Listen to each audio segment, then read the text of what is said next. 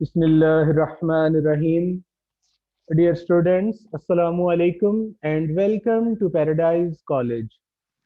प्यारे बच्चों, आज हम सेकेंड ईयर के चैप्टर नंबर 17 को डिस्कस करेंगे आज की फिजिक्स की इस क्लास में। और आज इसका इंट्रोडक्टरी लेक्चर है चैप्टर नंबर 17 का। आइए शुरू करते हैं। डियर स्टूडेंट्स, चैप्टर का टाइटल नेम आपको दिखाया जा रहा है फिजिक्स ऑफ सॉलिड्स। तो जैसे नाम से जाहिर हो रहा है कि इस चैप्टर के अंदर हमने मैटर की जो सॉलिड स्टेट है इसको डिस्कस करना है। यकीनन सॉलिड्स के ऊपर बात होगी और सॉलिड्स की स्टडी यहाँ पे की जाएगी, उसकी टाइप्स को देखा जाएगा, उसके बिहेवियर को देखा जाएगा, एक सॉलिड दूसरे सॉलिड से किस तरह डिफरेंट है, वो कौन सी प्रॉपर्टीज हैं जिनकी बिना पर हम सॉलिड्स को डिफरेंशिएट कर सकते हैं। तो यकीनन ये एक वास्ट डाइवर्सिटी है। तो हम इसको बाकायदा तौर पर आज शुरू करेंगे और आज के लेक्चर में तो जस्ट इंट्रोडक्शन और कुछ बेसिक्स होंगी और ये हम जैसे जैसे हमारे नेक्स्ट लेक्चर्स आएंगे हम इन बातों को एक्सप्लेन करते हुए चले जाएंगे। आइए इब्तिदा करते हैं। हमारा आज का जो फिजिक्स का जो लेक्चर है वो फिजिक्स ऑफ सॉलिड्स में वो बेसिकली सॉलिड स्टेट फिजिक्स से मुतल्लिक है।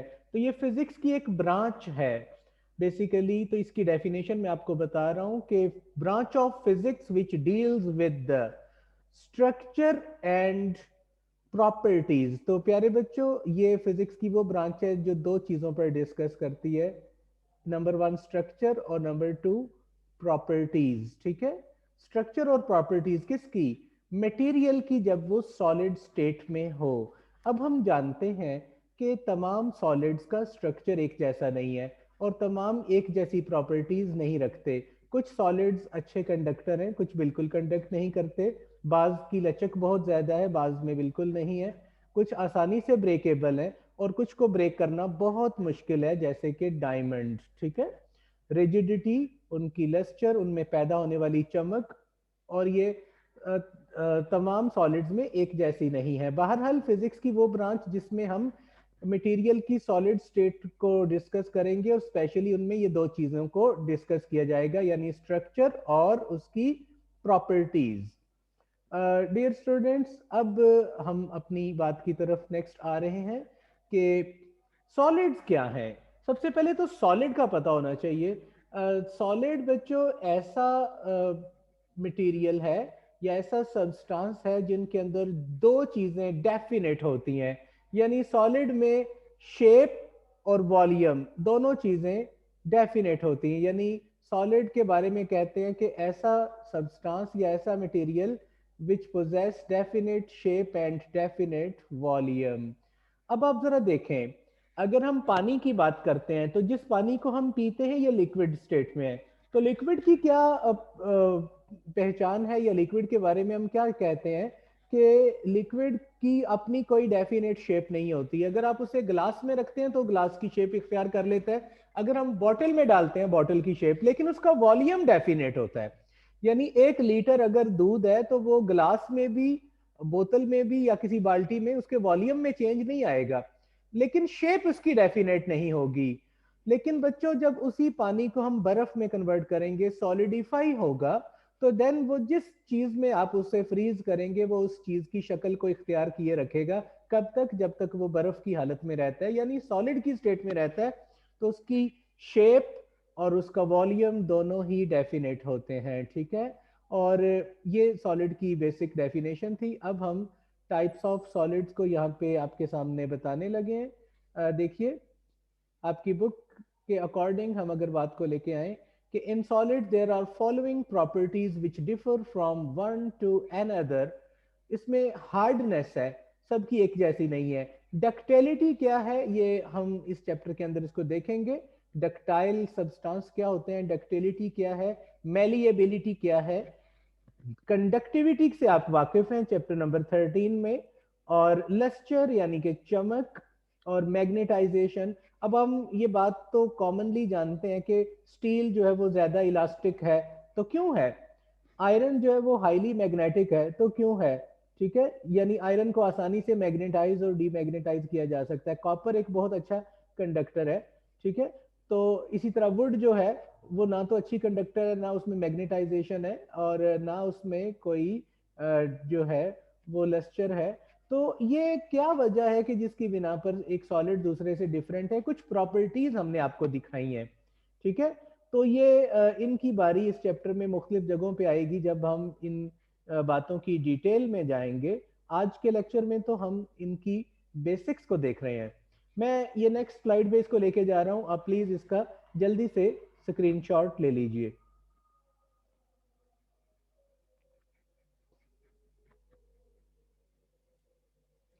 जी स्टूडेंट्स, यहाँ एक छोटा सा एमसीक्यू आपको दिखाया जा रहा है कि सॉलिड मटेरियल की स्ट्रेंथ डिपेंड करती है दो चीजों पर। Number one, particular order of atoms, atoms किस तरतीब में उसके अंदर मौजूद है, यानी एटम्स का स्ट्रक्चर क्या है। ये जो स्ट्रेंथ है ये स्ट्रक्चर पे बेस बहुत हद तक करती है। यानी जो डायमंड है, डायमंड के अंदर है तो कोवलेंट बॉन्ड, लेकिन उसके स्ट्रक्चर की वजह से वो हाईली स्ट्रोंग है और उसका मेल्टिंग पॉइंट बहुत ज्यादा है। तो एक तो स्ट्रक्चर एटम्स का, यानी एटम्स की तरतीब या एटम्स का ऑर्डर या सॉलिड का स्ट्रक्चर जो आपको कहा, और दूसरा एटम्स के दरमियान बाइंडिंग फोर्सेस जिनको बॉन्ड कहते हैं। तो बॉन्डिंग बिटवीन एटम्स, यानी एटम्स कितनी मजबूती से आपस में बंधे हुए हैं, और उन एटम्स का ऑर्डर क्या है, यानी उसका उस सॉलिड के अंदर स्ट्रक्चर क्या है। ये वो दो चीजें हैं जिसके ऊपर किसी सॉलिड की स्ट्रेंथ डिपेंड करती है। अब हम जानते हैं कि एक शीशा भी एक सॉलिड है, लेकिन आप उसको जस्ट शीशे की प्लेट को आप फर्श के ऊपर जो है वो 4 फुट से ही फेंकें तो वो ब्रेक हो जाती है, ठीक है। लेकिन एक स्टील की प्लेट जो है उसको इस तरह उसका मामला नहीं होता टूटने वाला, ठीक है। तो आप देखेंगे कि दोनों सॉलिड्स में आखिर जो स्ट्रेंथ का फर्क था उसके पीछे बेसिक यही दो बातें हैं जो आपके सामने बता दी गई, एक स्ट्रक्चर और एक bonding between the atoms. Dear students, classification of solids की बात कर लें तो क्लासिफिकेशन ऑफ सॉलिड्स में 3 तरह की क्लासिफिकेशंस हैं। हम इनको बारी बारी देखने लगे हैं। नाम आपको बता देता हूं, क्रिस्टलाइन सॉलिड, amorphous solids और polymeric solids। तो ये these are 3 types of solids। so हम उनको बारी बारी देखेंगे, डिस्कस करेंगे। सबसे पहले क्रिस्टलाइन सॉलिड है, तो यहाँ पर हम इन सॉलिड्स को डिफाइन करेंगे, एक आपको डायग्राम्स के साथ इसको समझाएंगे, कुछ प्रॉपर्टीज इनकी बताई जाएंगी, कुछ एग्जांपल्स आपको बताई जाएंगी। तो मैं इसको नेक्स्ट स्लाइड के ऊपर लेके जा रहा हूं, आप इस स्क्रीन का भी स्क्रीनशॉट ले लीजिए।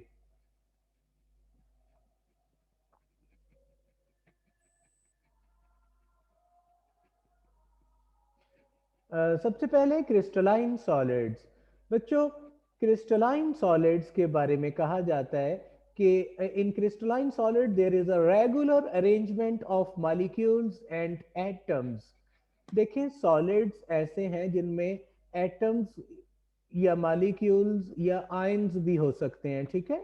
आयनिक भी हो सकता है मॉलिक्यूल। कुछ सॉलिड्स जो है वो उनके अंदर जो अरेंजमेंट है वो मॉलिक्यूलर फॉर्म्स में होती है, और बाद में मॉलिक्यूल एग्जिस्ट नहीं करता तो एटॉमिक फॉर्म में भी होता है, और आयनिक फॉर्म में भी हो सकता है।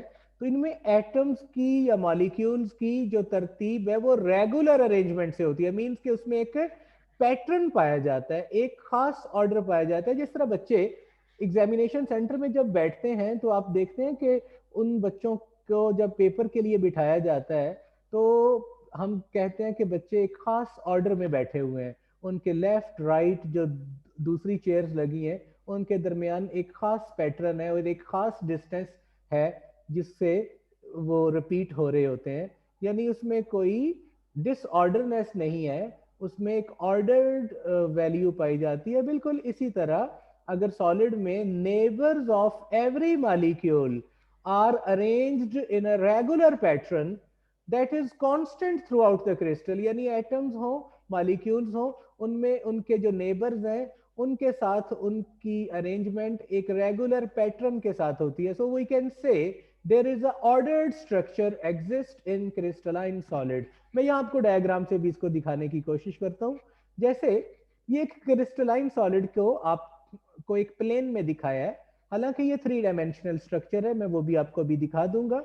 आप देख रहे हैं कि ये ग्रीन कलर के गहरे कलर के बड़े बड़े डॉट्स हैं और इनके दरमियान पिंक कलर के डॉट्स हैं। ये एक पैटर्न आपको नजर आ रहा है कि हर 4 ग्रीन कलर्स के दरमियान एक ब्लू कलर पिंक कलर का डॉट है, यानी इन 4 एटम्स के दरमियान एक एटम जो है वो एक खास फासले पर जो है वो सराउंड किया हुआ है। तो आप देख रहे हैं उससे नेक्स्ट भी यही तरतीब पाई जा रही है, और 2 ग्रीन कलर के एटम्स के दरमियान जो लेयर में डिस्टेंस जो है वो एक खास तरह से रिपीट हो रहा है, और परपेंडिकुलर डिस्टेंस भी एक खास पैटर्न के साथ चल रहा है, और यही तरतीब थ्रू आउट चल रही है। ठीक है, तो आप कहेंगे कि ये तो ऑर्डर्ड स्ट्रक्चर है। हम अब इस ऑर्डर को अगर 3 डायमेंशनल देखें तो आप इस तरह देख सकते हैं कि एक एटम के सराउंडिंग में जितने एटम्स हैं, हमें ऐसे लग रहा है जैसे उसके नेबरिंग एटम्स के साथ उसका जो डिस्टेंस है वो हर तरफ एक जैसा है। और अगर यही पैटर्न मुसलसल चलता रहे तो हम कहेंगे ये एक परफेक्ट क्रिस्टलाइन सॉलिड है, इसमें किसी किस्म का कोई पॉइंट डिफेक्ट नहीं है। ठीक है, और ये लेयर्स की शक्ल में भी हो सकते हैं। यहाँ आपको अरेज नजर आ रही हैं कि आपके पास एक टाइप ऑफ एटम्स की लेयर्स बनी हुई हैं और उसके बाद दूसरे एटम्स की लेयर है जिसका कलर आपको ग्रीन कलर दिखाया है, उसके बाद फिर सेम कलर की लेयर्स नजर आ रही हैं। तो देख रहे हैं यही पैटर्न तमाम layers one after one repeat हो रहा है। तो दिस इज क्रिस्टलाइन सॉलिड। अब क्रिस्टलाइन सॉलिड का मतलब सिर्फ ये नहीं है कि आप स्ट्रेट लाइन में या किसी प्लेन में ही इनको देखें, ये रेगुलर पैटर्न जो है वो 3 डायमेंशनल भी हो सकता है, ये रिंग्स में भी हो सकता है, ये लीनियर भी हो सकता है, ये एक कॉम्प्लेक्स फॉर्म में भी हो सकता है, यस हो सकता है, ये लेयर्स की फॉर्म में भी हो सकता है। तो बस ये देखना है कि स्ट्रक्चर में ऑर्डरनेस होनी चाहिए जो इक्वली रिपीट हो रही हो। होपफुली आप इस बात को समझ गए होंगे।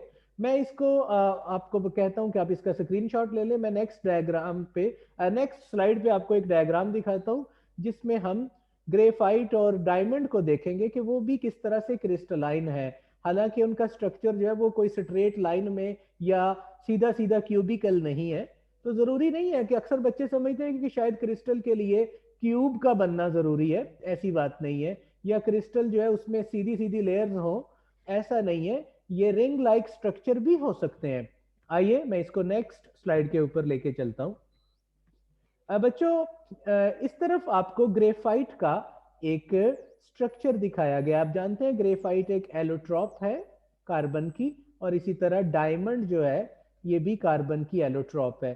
तो ये ग्रेफाइट को जरा देखिए, आप देख रहे हैं कि एक खास पैटर्न है जिसमें मुख्तलिफ रिंग्स जो है वो एक दूसरे के साथ मिले हुए हैं, और इन रिंग्स के मिलने की तरतीब को देखिए, और ये रिंग्स का एक पूरा स्ट्रक्चर है। उसके बाद एक खास डिस्टेंस पे ऐसा ही रिंग लाइक स्ट्रक्चर रिपीट हुआ। ठीक है, आफ्टर दिस फिर एक ऐसा ही रिंग लाइक स्ट्रक्चर आपको रिपीट हो रहा है। तो आप देख रहे हैं कि ये भी एक क्रिस्टलाइन सॉलिड है, इसमें एक डेफिनेट ऑर्डर मौजूद है।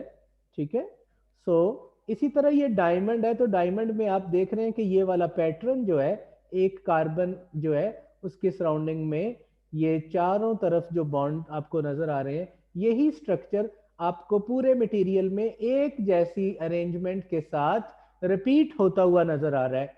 So this is also a crystalline solid. और मैंने शुरू में बताया था कि कार्बन डायमंड का क्रिस्टलाइन स्ट्रक्चर ही है जो उसको एनफ स्टेबल करता है। ठीक है, और ये लेयर लाइक स्ट्रक्चर आपको ग्रेफाइट में नजर आया कि जैसे लेयर्स मौजूद हैं जिनमें रिंग लाइक अरेंजमेंट मौजूद है, तो ये भी क्रिस्टलाइन स्ट्रक्चर या क्रिस्टलाइन सॉलिड की ही एग्जांपल्स हैं। बहरहाल ये एक आपके लिए एक्स्ट्रा स्लाइड थी, इसकी आपको डेफिनेशन बताते हुए कोई खास ज़रूरत नहीं है, बस आपने ये याद रखना है कि ये स्ट्रक्चर रिंग लाइक भी हो सकते हैं। आइए मैं इसको नेक्स्ट स्लाइड पे लेके चलता हूँ। एग्जाम्पल्स में प्यारे बच्चों, vast majority of the solids जिनकी कुछ मिसालें आपके सामने, कॉपर, आयरन, जिंक वगैरह, ये मेटल्स में क्रिस्टलाइन सॉलिड हैं। ठीक है, आप कॉपर की बात करते हैं तो याद है चैप्टर 13 में मैंने बताया था कि मटेरियल की किसी भी मेटल की बात करें तो उसकी इसकी रेजिस्टिविटी कांस्टेंट रहती है, ठीक है। तो यूनिट वॉल्यूम में मैंने आपके सामने ये बात रखी थी उस वक्त कि एटम्स का जो स्ट्रक्चर है वो एक जैसा होता है अगर वो मटेरियल प्योरीफाइड है तो, ठीक है।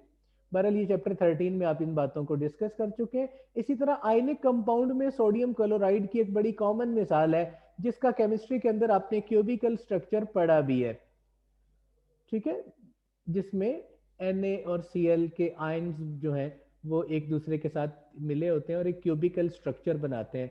इसी तरह सिरामिक्स में जरकोनिया एक मिसाल है। ये एग्जांपल्स हमने वही है जो आपकी बुक में मौजूद थी, उन्हीं को ब्रेक करके रखा है कि मेटल्स में भी क्रिस्टलाइन सॉलिड है, आयनिक कंपाउंड्स में भी हैं, सिरामिक्स में भी हैं। एनीवे अब हम उनकी कुछ प्रॉपर्टीज को देखने लगे हैं कि देखो बच्चों, तमाम क्रिस्टलाइन सॉलिड्स की अगर हम बात कर लें, जैसे यहाँ वो आपके सामने 2 से 3 नाम मेटल्स के लिखे हुए हैं, तो क्या इन दोनों या तीनों मेटल्स की बात करें तो क्या इनकी रेजिस्टिविटी एक जैसी है? आप कहेंगे नहीं।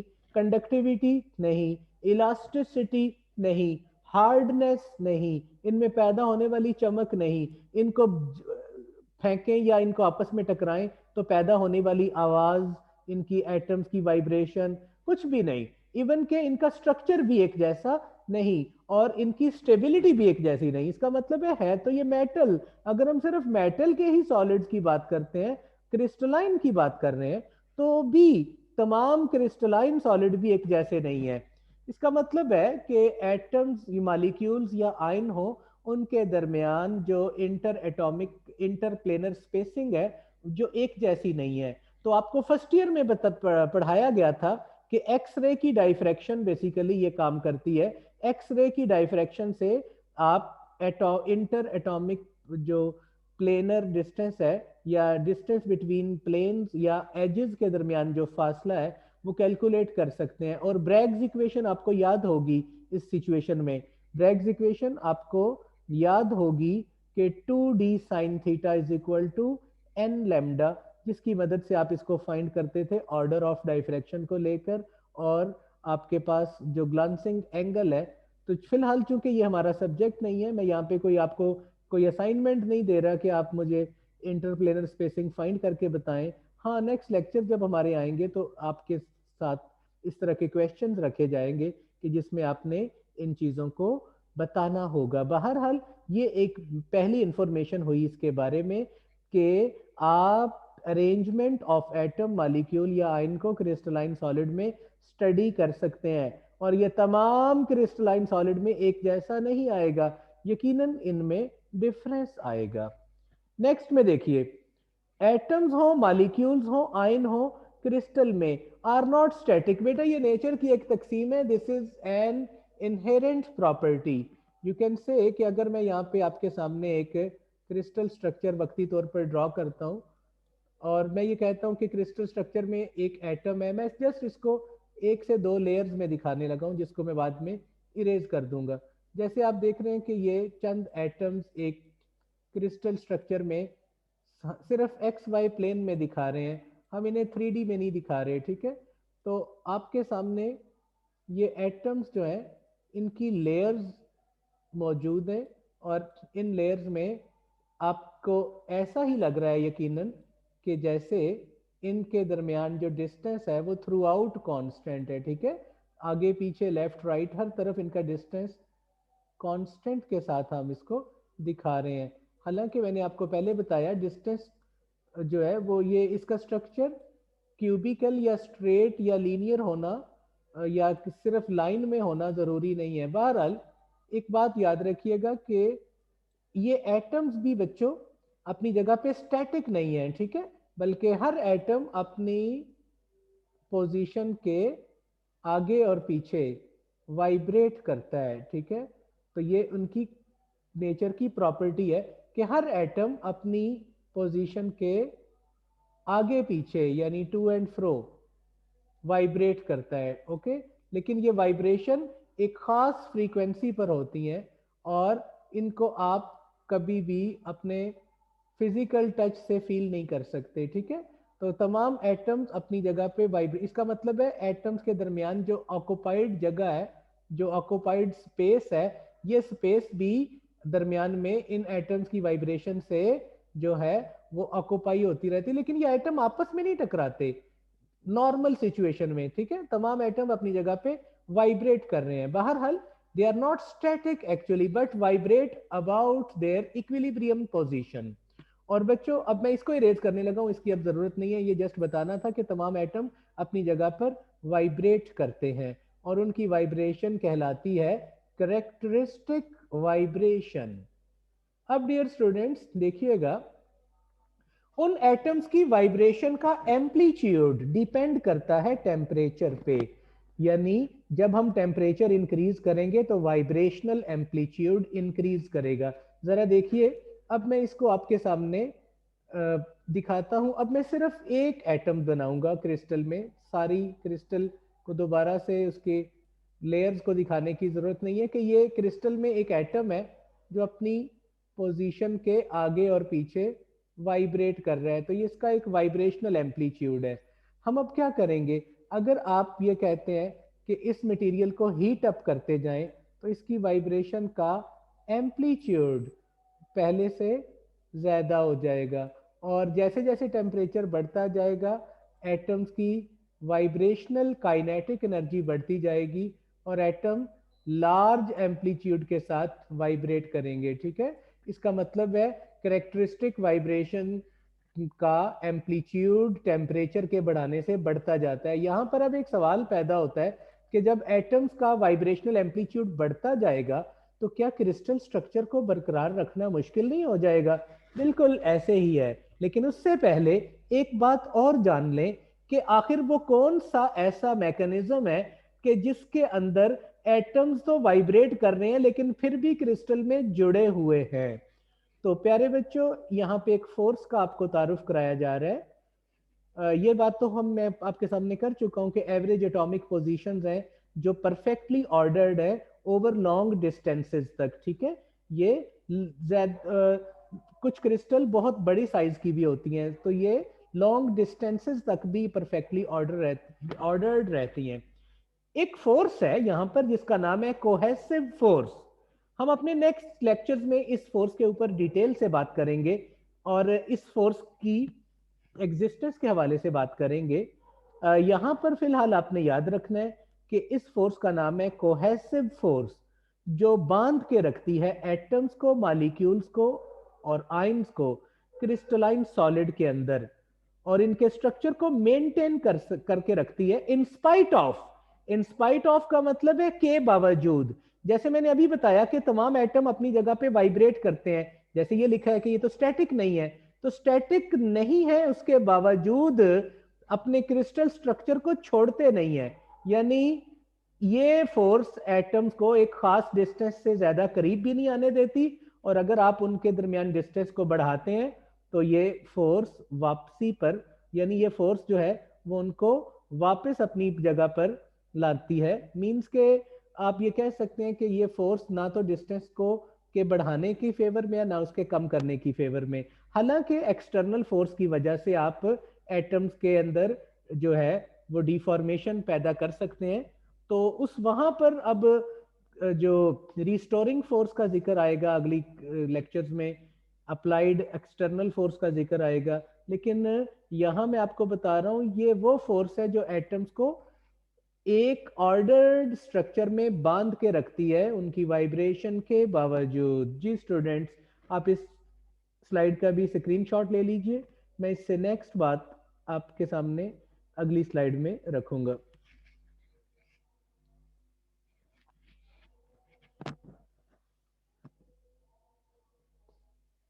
जी, इस फोर्स का नाम क्या है? Cohesive force.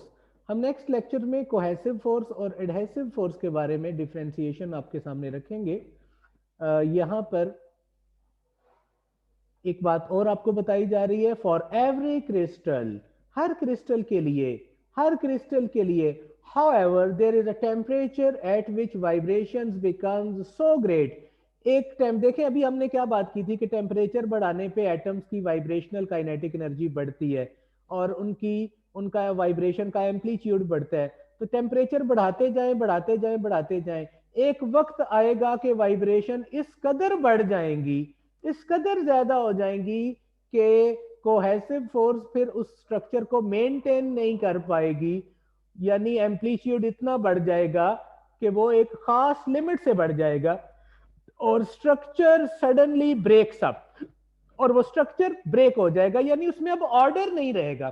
सो ऑर्डर्ड स्ट्रक्चर को रखने के लिए टेम्परेचर को मेंटेन रखना ये क्रिस्टलाइन सॉलिड में बहुत जरूरी है।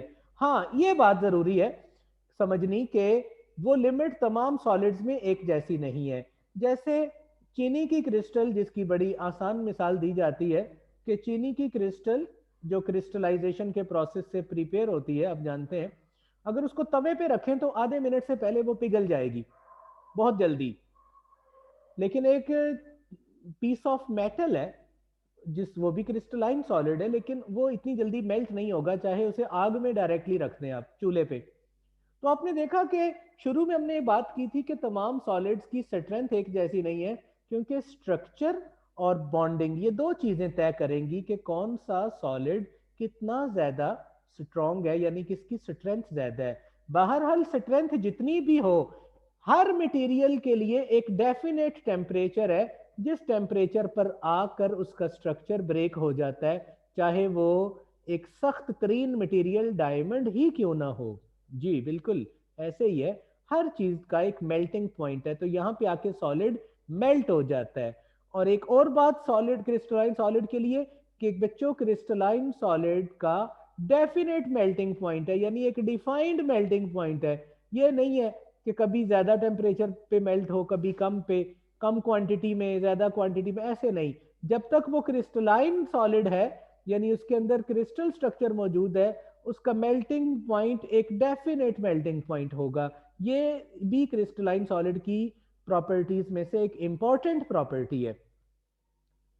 तो प्यारे बच्चों, मैं आपके सामने क्रिस्टलाइन सॉलिड की बात मुकम्मल कर चुका हूँ। क्रिस्टलाइन सॉलिड की क्या क्या प्रॉपर्टीज आपके सामने रखी, इंटरप्लेनर स्पेसिंग की बात की हमने, ये देखा सब में एक जैसा नहीं है, एटम्स अपनी जगह पे स्टैटिक नहीं है, और उनकी एक करेक्टरिस्टिक वाइब्रेशन है जो टेम्परेचर पे डिपेंड करती है, और एक ख़ास टेम्परेचर पर आकर वो कोहेसिव फोर्स उसको मेंटेन नहीं कर सकती। तो कोहेसिव फोर्स उस फोर्स को कहते हैं जो रिस्पॉन्सिबल है उसके क्रिस्टलाइन स्ट्रक्चर के लिए, और फिर ये कि एक खास टेम्परेचर पर आकर सॉलिड जो है वो मेल्ट होता है, और ये टेम्परेचर तमाम क्रिस्टलाइन सॉलिड के लिए एक नहीं है। ये बात हमने शुरू में भी देख ली थी। तो अब हम बच्चों अमॉर्फस सॉलिड की बात करने लगे हैं। मैं इसको नेक्स्ट स्लाइड पे लेके जा रहा हूँ, आप इसका स्क्रीनशॉट ले लीजिए। Well, now we are going to discuss about amorphous solid. प्यारे बच्चों, अमॉर्फस का लिटरेरी मीनिंग ये होता है जिसमें कोई ऑर्डर ना हो, कोई तरतीब ना हो। The word amorphous means without form और structure. Thus, in amorphous solids, there is no regular arrangement of molecules like that in crystalline solid. So, जिस तरह क्रिस्टलाइन सॉलिड में रेगुलर अरेंजमेंट थी, इसमें नहीं। So we can therefore say that amorphous solids are more like liquids with the disordered structure frozen in। ये बच्चों ये बात क्या बता रही है कि amorphous solid more like liquids with disordered structure frozen in। देखिए, लिक्विड में तो हम जानते हैं कि लिक्विड तो फ्रोजन स्टेट में नहीं होता, लेकिन लिक्विड में क्या है, कोई ऑर्डर्ड स्ट्रक्चर नहीं होता, क्योंकि उसमें तो शेप ही रेगुलर नहीं होती, डेफिनेट नहीं होती। तो एमॉर्फस सॉलिड के अंदर शेप तो डेफिनेट है लेकिन स्ट्रक्चर डिसऑर्डर्ड है। तो हम कह सकते हैं कि इसकी डिसऑर्डरनेस होने की वजह से ये लिक्विड की तरह है। बस ये है कि लिक्विड जो है वो फ्रोजन नहीं था और ये फ्रोजन है, लेकिन दोनों ही डिसऑर्डर्ड है। सो ये जुमला जस्ट ये बता रहा है कि ये डिसऑर्डरनेस इसकी इसको मोर लाइक लिक्विड की तरह बताती है। ये नहीं समझ लेना कि ये लिक्विड है, ये लिक्विड नहीं है ये सॉलिड ही, बस इसका स्ट्रक्चर डिसऑर्डर है जो कि लिक्विड की तरह होता है। जैसे यहाँ पे आपके सामने एक एग्जांपल बताई गई है, ये एक प्लेन में हमने कुछ एटम्स को दिखाया। तो आप देख रहे हैं कहीं पे एटम जुड़े हुए हैं, कहीं पे ज्यादा डिस्टेंस है, कहीं पे कम डिस्टेंस है, कोई पैटर्न की रिपीटिशन नहीं है, कोई रेगुलर अरेंजमेंट नहीं है। तो ये अमॉर्फस सॉलिड की एक एग्जांपल है। मैं इसको नेक्स्ट स्लाइड पे लेके जा रहा हूँ। ये बच्चों एग्जाम्पल्स में आम जो घर में इस्तेमाल होने वाला शीशा है, ये गर्म करने पर पेस्ट की शक्ल इख्तियार करता है और उसके बाद वो एक गाढ़ा सा लिक्विड बन जाता है 800 डिग्री सेल्सियस पर। तो आम जो शीशा है ये ग्लासी सॉलिड है या अमॉर्फस सॉलिड है। तो ये बुक में इसका टेम्परेचर भी दिया था, तो हमने आपके सामने रख दिया। 800 डिग्री पे जाके ये विस्कस लिक्विड बनता है। अमॉर्फस सॉलिड का दूसरा नाम ग्लासी सॉलिड्स है। और क्या प्रॉपर्टी, इनका कोई डेफिनेट मेल्टिंग पॉइंट नहीं है। यस, जब स्ट्रक्चर डेफिनेट डिफाइंड नहीं है तो मेल्टिंग पॉइंट कभी भी डिफाइन नहीं हो सकता। यानी किसी एक परफेक्ट एब्सोल्यूट टेम्परेचर पर हम इसकी बात नहीं करेंगे इसकी मेल्टिंग की, ठीक है। तो ये इसकी चंद एक प्रॉपर्टीज थी। अब हम जा रहे हैं नेक्स्ट डेफिनेशन पर, जिसका नाम है पॉलीमेरिक सॉलिड्स। आइए पॉलीमेरिक सॉलिड्स की बात करते हैं। पॉलीमेरिक सॉलिड बच्चों, डेफिनेशन इसकी बड़ी सिंपल है, बड़ी सादा सी है कि polymers may be said to be more or less solid materials, यानी ये with a structure that is intermediate between order and disorder। यानी आप कह सकते हैं कि ये इनका स्ट्रक्चर परफेक्टली ना तो ऑर्डर्ड है ना डिसऑर्डर्ड है। तो ये क्रिस्टलाइन और पॉलीमेरिक के दरमियान की सिचुएशन है। यानी अगर हम इनके स्ट्रक्चर को देखें तो परफेक्टली डिसऑर्डर्ड भी नहीं कह सकते और परफेक्टली ऑर्डर्ड भी नहीं कह सकते। नो परफेक्टली ऑर्डर, तो ये एक दरमियान की शक्ल है। यानी ऑर्डर किसी हद तक है भी लेकिन एब्सोल्युटली नहीं। और अगर हम देखें आपके क्या उसमें टोटली डिसऑर्डरनेस है तो ऐसा नहीं है। और अगर कहें क्या टोटली ऑर्डरनेस है तो ऐसा भी नहीं है। इनका एक नाम पार्शली या पुअरली क्रिस्टलाइन सॉलिड्स भी इनको कहा जाता है। ये भी नाम आपने याद रखना है। पॉलीमराइजेशन आपने केमिस्ट्री में पढ़ा है, ऐसा प्रोसेस जिसमें पॉलीमर्स बनते हैं। यानी ऐसा केमिकल रिएक्शन जिसमें रिलेटिवली सिंपल मॉलिक्यूल्स जो हैं वो एक दूसरे के साथ केमिकली मिलते हैं और मैसिव लॉन्ग चेन स्ट्रक्चर या 3 डायमेंशनल स्ट्रक्चर बनाते हैं। ये लंबी लंबी लड़ियों वाले, ब्रांच वाले या 3 डायमेंशनल स्ट्रक्चर में हो सकते हैं। तो ये एक केमिकल प्रोसेस है पॉलीमराइजेशन, जिसे आपने ऑर्गेनिक केमिस्ट्री के अंदर भी पढ़ा होगा। तो पॉलीमराइजेशन में रिलेटिवली सिंपल मॉलिक्यूल्स हैं वो आपस में मिलते हैं और वो एक लॉन्ग चेन या ब्रांच स्ट्रक्चर में या 3 डायमेंशनल स्ट्रक्चर में अपने आप को ले आते हैं। सो ये पॉलीमराइजेशन का प्रोसेस है। मैं इसको नेक्स्ट स्लाइड पे अब बच्चों लेके जा रहा हूँ। कुछ एग्जांपल्स आपके सामने बताई जाएंगी। Polymers have rather low specific gravity compared with the lightest of the metals. हल्की से हल्की मेटल भी ले लें ये उससे भी हल्के होते हैं। ये सिंपल वर्डिंग हो गई। जैसे आप नाइलोन या रबर की बात करते हैं, हालांकि ये बात अल्टीमेट नहीं है, अब इसके अंदर भी एक अपनी एक एक्सप्लेनेशन है। लेकिन अगर हम रबर की बात करें, नाइलोन की बात करें, प्लास्टिक की बात करें, सिंथेटिक रबर की बात करें, तो आप देखते हैं कि वो मेटल्स के मुकाबले में काफी लाइटर है। और इसमें एक चीज और है, इनकी strength to weight ratio good है। यानी अगर strength to weight ratio mean कि आप स्ट्रेंथ ऑफ द पॉलीमर को उसके वेट पर डिवाइड करें तो न्यूमिनेटर में वैल्यू लार्ज है, डिनोमिनेटर में स्मॉल है, तो गुड रिजल्ट आएगा, यानी अच्छा रिजल्ट आएगा and exhibit good strength to weight ratio. अब अगर हम एक नाइलोन की एक रस्सी लेते हैं तो उसका वेट कितना होगा, बहुत कम होता है, लेकिन उसके मुकाबले में उसकी स्ट्रेंथ बहुत ज्यादा है। So what are the factors which define और which by which we define strength of polymer? This is something else। फिलहाल तो हम चूंकि आज के लेक्चर में इनकी बेसिक्स को देख रहे थे, तो ये भी एक उसकी प्रॉपर्टी आपके सामने हमने रखी।